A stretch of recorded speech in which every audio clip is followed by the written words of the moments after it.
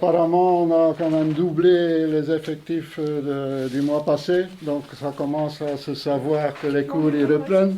On n'est pas encore en grand nombre, mais bon, ouais, ben, je vais enlever mon masque parce qu'il y en a qui font signe qu'ils entendent pas bien ce que je dis. Mais comme on est bien à distance quand même, ça devrait se faire.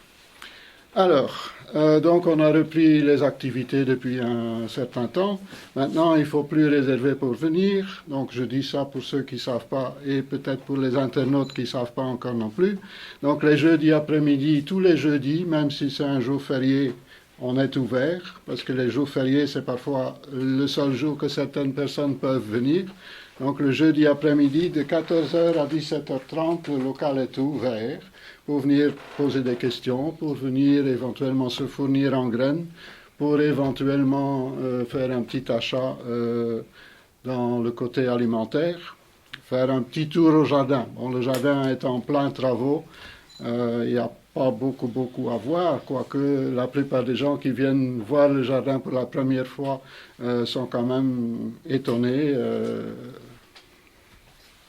du comment qu'il est, je vais dire comme ça. Voilà, donc un coup de main, c'est toujours bienvenu, bien sûr, le jeudi après-midi aussi. Par après, il y aura les mises en sachet des graines, mais bon, ça, on vous avertira quand c'est le moment.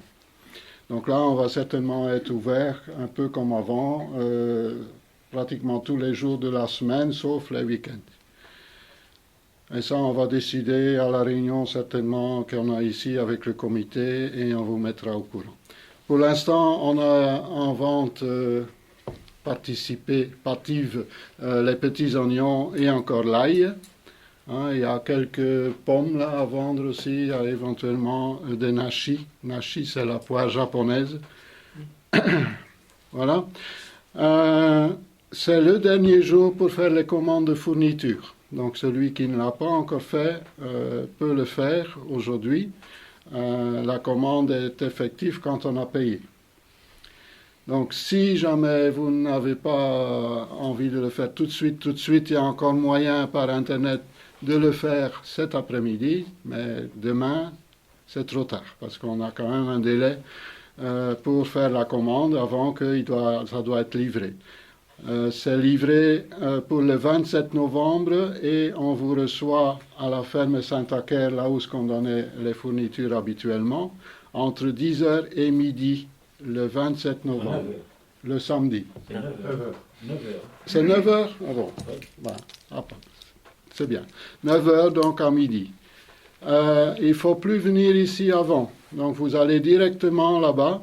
Avant, Gilbert, il aimait bien de voir un petit peu tout le monde et on pouvait poser des questions. Il y en avait qui faisaient peut-être un petit tour au jardin. Maintenant, on n'a plus continué cette façon-là. On va directement là-bas et on se fait servir. Donc l'adresse est sur la feuille d'inscription et on peut aussi la trouver éventuellement sur les feuilles d'inscription sur Internet. Voilà, donc réunion jardin ornemental, je vais vite parce que Michel a beaucoup de choses à dire après. Ornemental, c'est ce vendredi-ci, donc le 19. Faire attention parce qu'on a devancé d'une demi-heure la réunion, parce qu'il y a des gens qui trouvent qu'en hiver, c'est mieux de rentrer un petit peu plus tôt. Donc c'est 17h30 à 19h. 19h, ça c'est approximatif, c'est souvent un peu plus tard, mais bon, on part quand on veut partir. Hein. Et alors, la réunion d'après, ça sera le 17 décembre, et là, c'est plus festive entre les habitués qu'on fait au berger espagnol.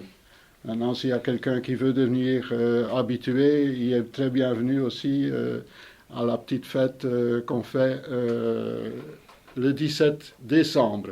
Donc aussi à partir de 17h30. Et là, ça se prolonge parfois.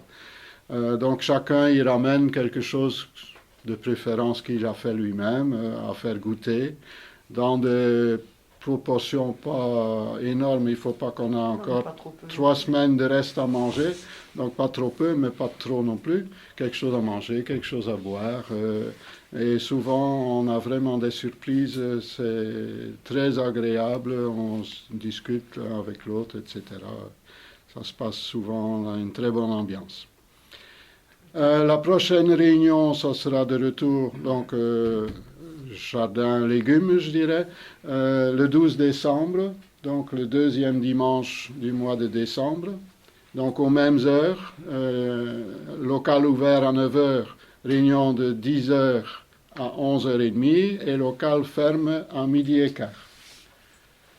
Voilà. Il y aura un hommage à Gilbert qui va être fait à Mont-Saint-Barreul, donc en France, avec une plantation d'un cèdre à sa mémoire, le 4 décembre.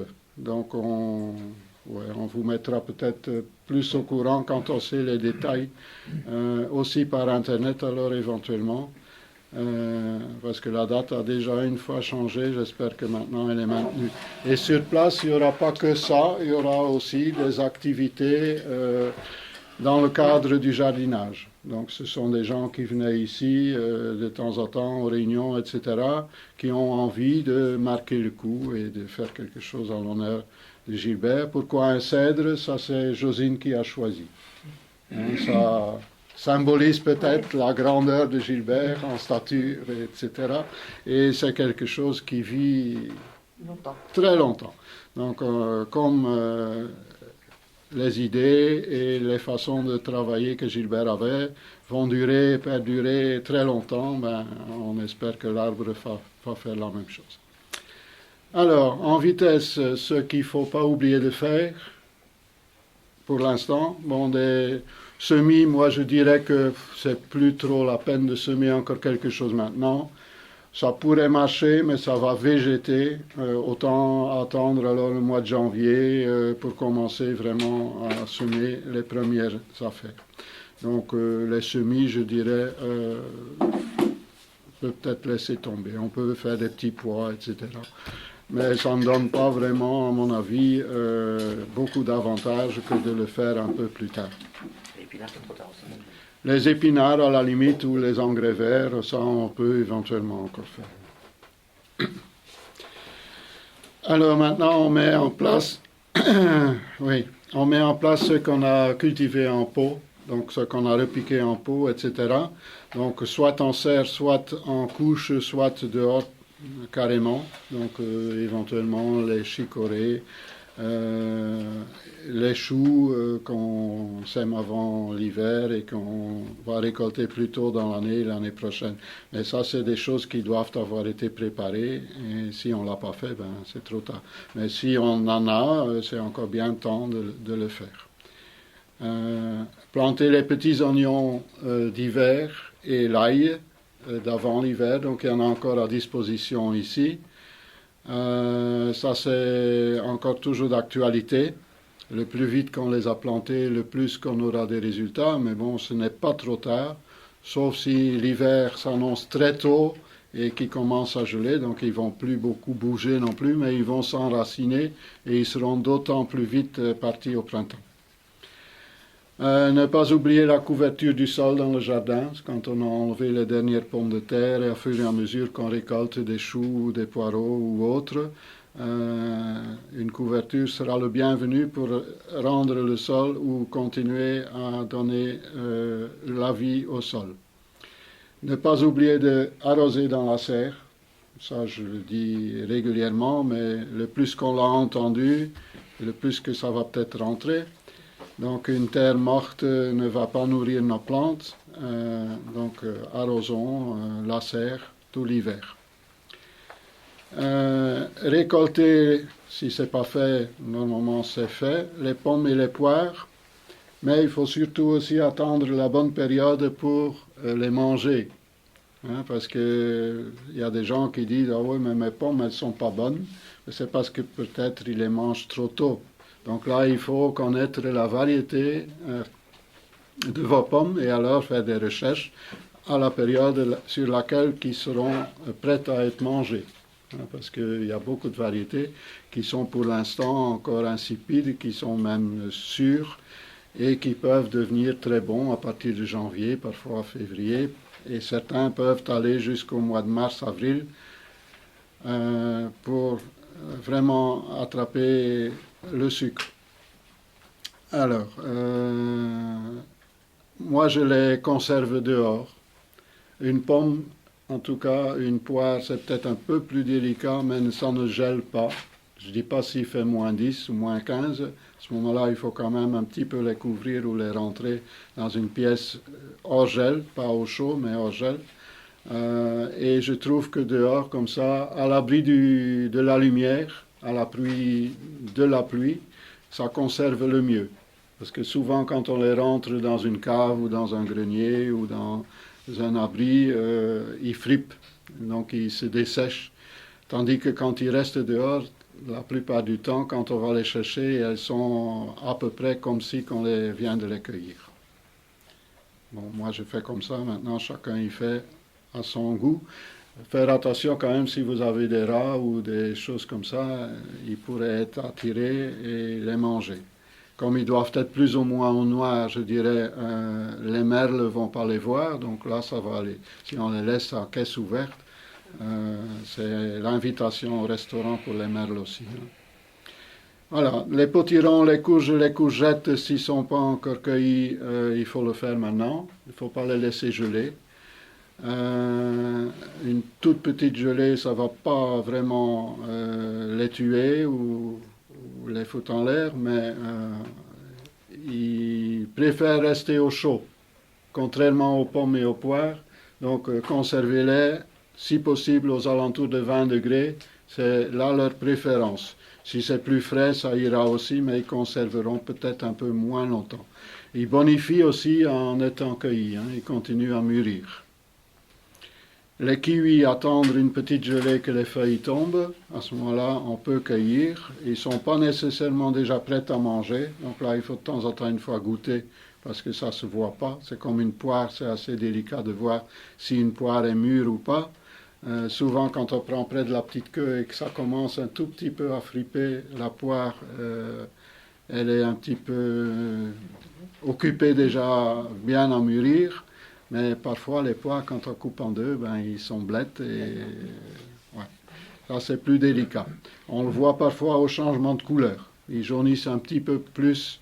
Ça dépend des variétés. Hein. Il y en a qui restent vertes. Il y a des poires à cuire aussi. Hein. Et eux, ils ne vont jamais devenir mangeables comme ça. Par exemple, la Saint-Rémy et d'autres. Topinambour, normalement, on les cueille à partir de décembre jusqu'à peu près fin février. Il faut mieux prélever à fur et à mesure parce que ça ne conserve pas, en tout cas hors sol.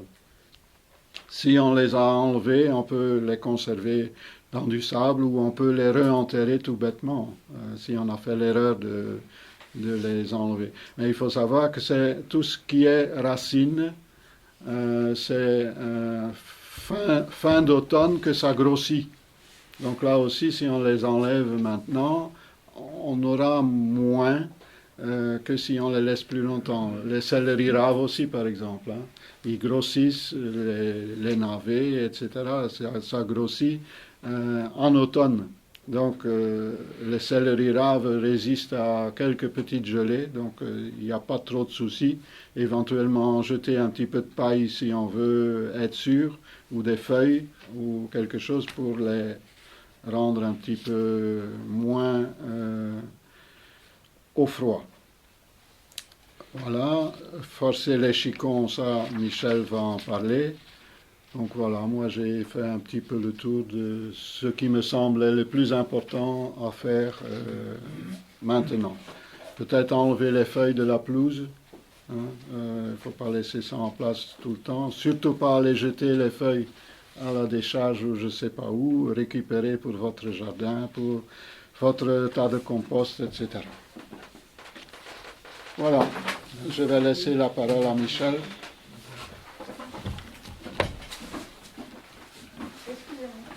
Oui. Pour les légumes racines qui grossissent pendant l'automne, en fait, même quand ils ont perdu leur, quand ça a séché, Ils ont perdu leurs feuilles, ils vont quand même... À ce moment-là, on peut les récolter.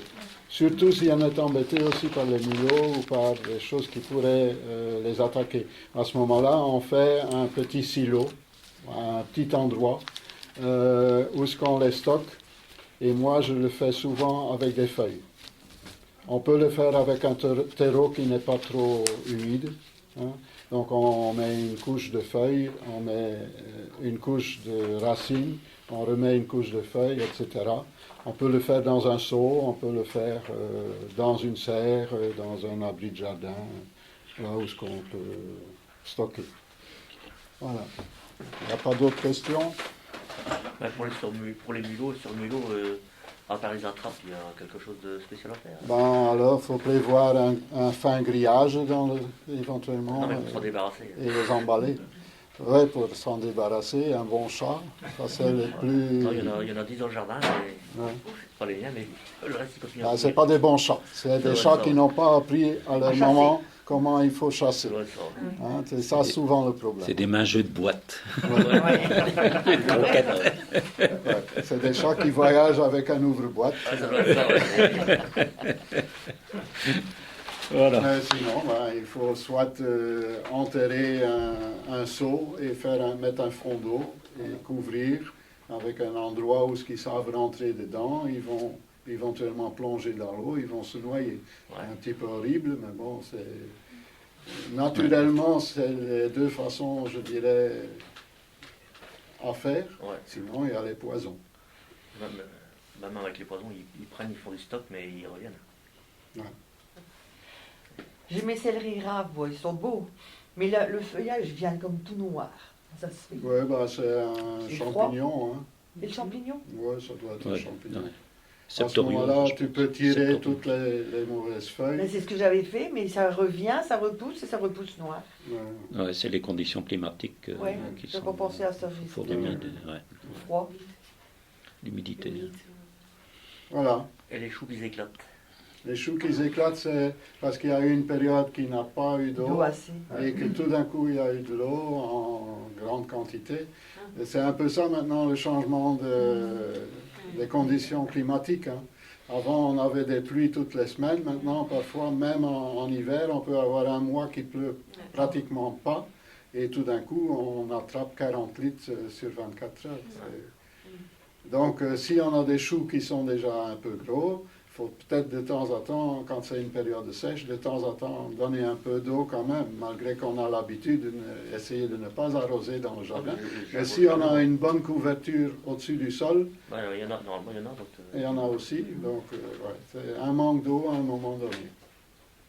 Oui. J'ai des céleris que j'ai plantés qui se développent énormément au niveau du système racinaire, mais par contre, qui ne forment pas de gros tubercules.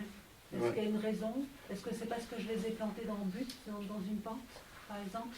Disons que ce qu'il y a, c'est que le céleri, quand on le repique, il faut couper la racine principale pour qu'il va former alors une boule.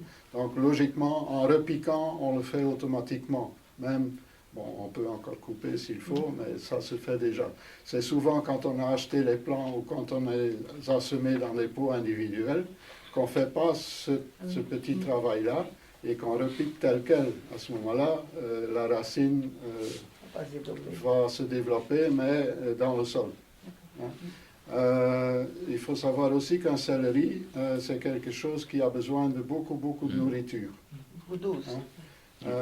Moi, ici, ben, je l'ai su par un fermier. Au départ, je donne un petit peu de poudre de sang à la plantation au jardin. Hein, un petit peu de poudre de sang. Comme ça, ils partent très fort en culture, quoi. Il ne faut pas en donner trop longtemps parce qu'après, il va s'affaiblir et bon, il va être plus sensible aux maladies à champignons et plus sensible éventuellement, bon, quoique le céleri n'a pas beaucoup de pucerons ou autre, mais il pourrait aussi tout d'un coup pourrir. Le cœur il pourrit et tout il pourrit. Donc au départ oui, mais je dirais par après, tout ce qui est racine comme ça a plutôt besoin de potasse. Donc éventuellement un petit peu de poudre de cendre de bois ou un Ouais. engrais Ou un paillis qu'on soude. ou un paillis qu'on soude Moi aussi, je fais ça, éventuellement, je fais. ou faire un bassin avec la consoude qu'on laisse macérer, quoi, hein. Oui, voilà. Ça sent un peu. Voilà. Merci. Ça va? Bon, voilà, ensuite. Donc, Ignace parlait d'un hommage à Gilbert. Juste un peu. Il y a un an que Gilbert est décédé. Donc, c'était hier, il y a un an. Donc, vous avez une petite pensée pour lui. Mais comme dirait Gilbert, il ne faut pas se lamenter, il faut rester debout et la vie continue. Donc, on va continuer dans son sens. Et voilà, je vous invite à découvrir ou redécouvrir la culture des chicorées. Alors, la chicorée, bon, pour les Picards, ce sont des Picards quand même, la chicorée, on pense directement à ce qu'on peut rajouter au café. Il y a des gens qui utilisent encore de la chicorée et qu'on ajoute dans le café. Comme chez moi, on fait à peu près moitié-moitié. Donc ça donne un petit goût, je ne vais pas dire amer, c'est amer caramélisé. Ça donne un goût particulier. Et ça ne contient pas de caféine. Donc pour les gens qui sont sensibles à la caféine, là, il y a moyen de boire quelque chose qui n'énerve pas, quoi. Donc ça, c'était une des raisons qu'on cultivait la chicorée, pour obtenir la racine, la broyer, et la sécher et la torréfier. Et ça voilà, ça sert. Il y a aussi des boissons où il n'y a pas de café, c'est par exemple la ricorée, on fait par exemple avec du lait ou des choses comme ça. Voilà, pour les gens qui aiment bien ce goût-là. Alors là, où on cultive ça, je vais dire, c'est la Picardie élargie. Donc ça, on n'a pas de frontière, hein, donc c'est France et Belgique. Donc je dirais c'est du côté d'Amiens que ça commence, puis les Flandres françaises, et après tout le Hainaut occidental, et puis jusqu'à Bruxelles, le sud de Bruxelles, et l'est de Bruxelles, toute la SB en Belgique, et alors un petit peu en Flandre, du côté de Malines, là, au nord-est de Bruxelles. Ben, c'est toutes des zones où sont des terres limoneuses, argilo-limoneuses, et qui conviennent bien à la culture de cette racine, parce que c'est vraiment une racine qu'on veut obtenir.